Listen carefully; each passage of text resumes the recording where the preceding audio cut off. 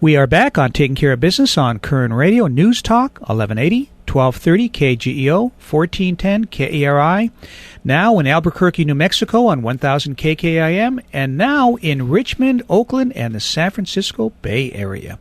Our guest by phone, Michael Novak, author and theologian. So, Michael, just a comment that I had read. You were talking about people in business being more religious than people that weren't in business? It's I'm not a sociologist or anything, but I saw a survey to that effect. It was a survey of 50 different occupations, I should say, and one of the questions asked was about religiousness, or religiosity, as they say. I hate that word. But it's sociologist talk. But the three professions, which were not the three professions that were the most religious among 50 were sports, people in sports, the military, and people in business. And in thinking about this, I don't know if this is the right interpretation, but my interpretation is these are all professions in which an enormous amount depends on providence. You got to get a favorable wind. You got to get some breaks. You're kind of at the mercy of a lot of events. On the football field, a strong counter wind can cause that ball to bounce all over the place. And one reason the ball was in that shape, not round, but in that shape, is to introduce the element of chance into football. Mm-hmm. So that the way the ball bounces is critical to the game and to the essence of the game.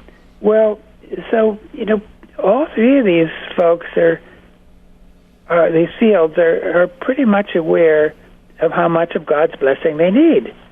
And you can put it in terms of the pagan religions or whatever you want, but also in Christianity and Judaism, although God is spirit, nonetheless he's the governor of the world, the governor of the events of the world. As Jefferson began the Declaration of Independence by stating. And these people are aware that they get success not only by their own hard work, not only by their talent, but by things that favor them, favorable winds. And so they're conscious of being dependent more than lawyers, more than political consultants, more than journalists, more than almost anybody. Mm-hmm. And teachers, people who work for government, and that's the only way I can explain what is apparently a fact, that the professions in which people most depend on God are the three I mentioned, and not counting those who are priests or ministers or rabbis who obviously are preoccupied with God. Sure. Well, you touched on something that a place I wanted to go with you a little bit. We're living in an age now in America where we're looking at moral relativity. I mean, there is no absolutes, and that's changed from the way we were 200 years ago with our founding fathers. I wrote a book 20 years ago myself on our moral values as a Christian nation, Judeo-Christian nation, and how that's changed over the course of the last 200 years. Looking at Eastern Europe, before the fall of communism, there was a element there of Christianity that helped promote democracy and bring down the fall of communism. And I think the Pope and Ronald Reagan were mostly responsible for that. That's my own opinion. But do you see, because of moral relativity, do you see our nation declining because we have no absolutes? Well, it isn't relativity. That's just the way the world is. From different vantage points, you see things differently. But relativism, where you make a moral code out of this, mm-hmm. You say, what's wrong with that? That's just your opinion. Yeah, that's just your opinion. There's nothing right or wrong. It's just your opinion. That's relativism. Right. Well, that can't be true, because and it's a lie, and people use it as a political weapon just to undermine other people.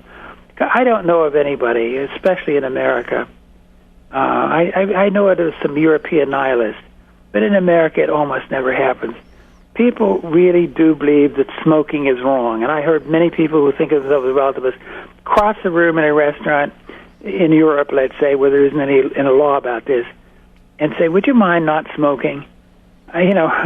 the liberal relativists that I know are always the most demanding of other people's behavior. People do understand that truth is better than lying. Telling the truth is better than lying. That courage is better than cowardice. You can't live as a relativist, really, in anything like a noble way of life from anybody's standpoint. And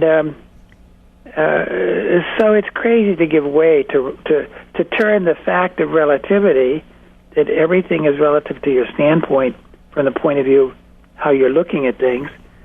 You can't turn that into a code of moral ethics. Well, nothing matters. Everything is whatever you happen to think it is. That's just not the case. People can't live that way. No. People can't admire that way. They can't condemn that way. No. People, the most judgmental people in America today are liberals and progressives. They're always calling the rest of us evil names. And that's a difference between liberals and conservative, I've found, as I've made the trek from one to the other. Yes, you have. Liberals tend to think their opposition is evil, greedy, selfish, mean. And conservatives tend to think that their foes are just not paying attention to consequences. They're just ignorant. They just don't understand. Mm-hmm. So it's two different moral viewpoints. Sure. And then neither one of them is relativist. Right. We're having a conversation with Michael Novak, author and theologian. So going back to your new book, Writing from Left to Right. How did you make that transition? And I also want to talk a little bit about some of the people you've met in that journey of yours. You and I off the air were talking about, we're looking at the 50th anniversary of the Kennedy assassination, and you knew Sergeant Shriver and Bobby Kennedy and met a lot of people in that group. I even shook hands with Jack Kennedy at one point. Oh, okay. But that's another. Look, here's a California story.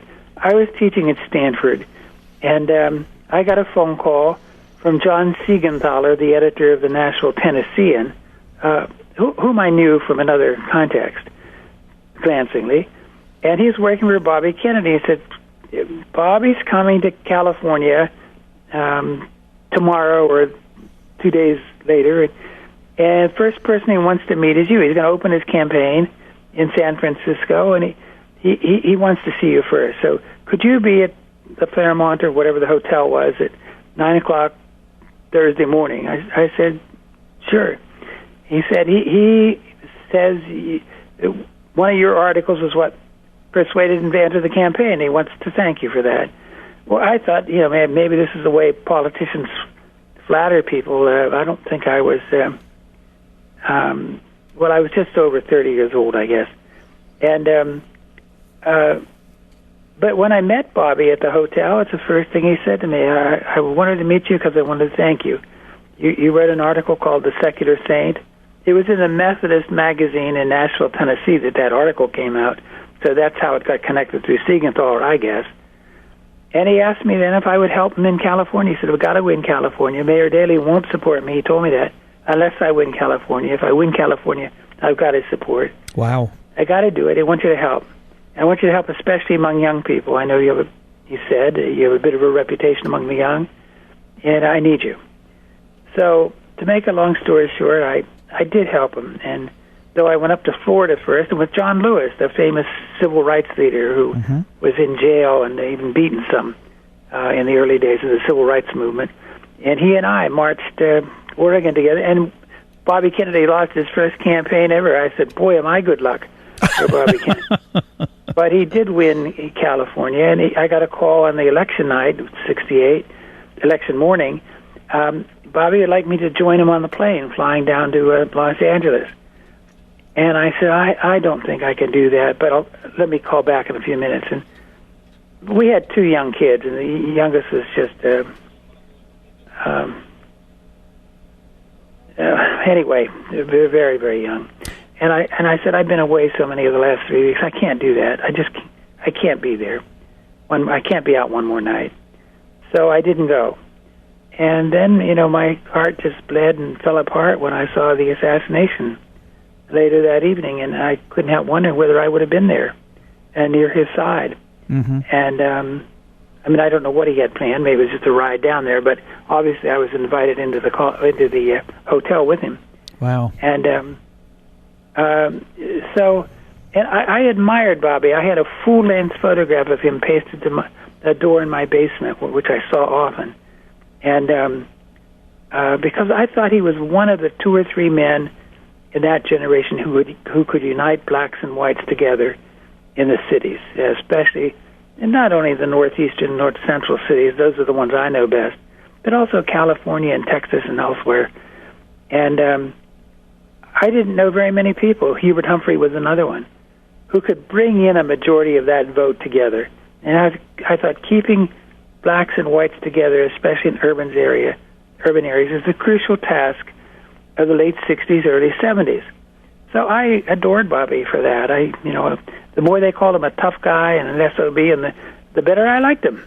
We needed a tough guy, down to earth, and who knew what it was like in the gritty life. Oh yeah, the mines and mills. Yeah, Michael. Anyway, I'm sorry. I was in my first year of college at that time, and I remember seeing him in California. I lived in L.A. at the time, and I remember seeing him at Valley College, and I remember doing a report that night, the night of the primary, and watching it on TV when he was assassinated. I mean, it's a scary moment.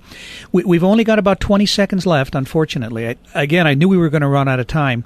The book is Writing from Left to Right, My Journey from Liberal to Conservative. Michael Novak, I highly, highly recommend this book. Michael, thank you, and we have to have you back soon. Oh, I'd like to come back. I think some millions of people are going to start making that journey. I think so, too. In the next years. So I think so, too. Anyway, thanks very much for having me. I like these old memories. Thank you, Michael. Thank you for the time. We'll be back in a moment on Taking Care of Business on Current Radio News Talk 1180.